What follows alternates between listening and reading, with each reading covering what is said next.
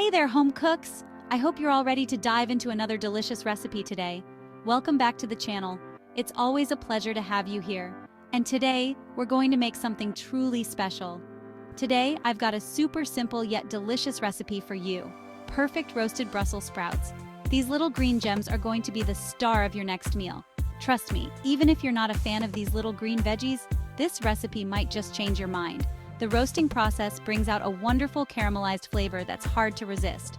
First, let's talk ingredients. You'll need a few simple items that you probably already have in your kitchen.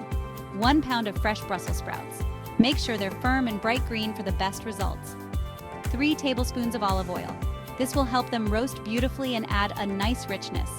1 teaspoon of sea salt. It enhances the natural flavors of the sprouts. 1/2 teaspoon of black pepper. A little bit of spice to balance the flavors. 1 teaspoon of garlic powder. This adds a subtle yet delicious hint of garlic. And a squeeze of fresh lemon juice. This will add a lovely brightness and a bit of tang to the final dish. All right, let's get started. Preheat your oven to 400 degrees Fahrenheit. This high temperature is key to getting those sprouts nice and crispy. While that's heating up, grab your Brussels sprouts. We're going to prep them for roasting. Give them a good rinse under cold water to remove any dirt or debris. Then dry them off thoroughly with a clean kitchen towel or paper towels. Trim off the rough ends and remove any yellow or damaged outer leaves. This ensures that only the freshest parts of the sprouts are used. Now, slice each sprout in half. This helps them cook evenly and allows the edges to get nice and crispy. Next, place your halved Brussels sprouts in a large mixing bowl. This is where we'll add all our seasonings. Drizzle the olive oil over them. Make sure to coat them well, as this will help them roast to perfection. Sprinkle the sea salt, black pepper, and garlic powder over the sprouts. These simple seasonings will bring out the best in our veggies. Now get in there with your hands and give them a good mix. Make sure each sprout is evenly coated with the oil and seasonings. This step is crucial for ensuring that every bite is packed with flavor. Spread the Brussels sprouts out on a baking sheet in a single layer. This helps them roast evenly and get that perfect crispiness. This is key to getting that perfect roast. If they're too crowded, they'll steam instead of roast. Pop them in the preheated oven and roast for about 20-25 minutes.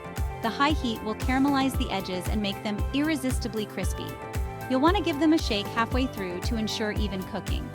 This helps them brown evenly on all sides. While those are roasting, here's a fun fact.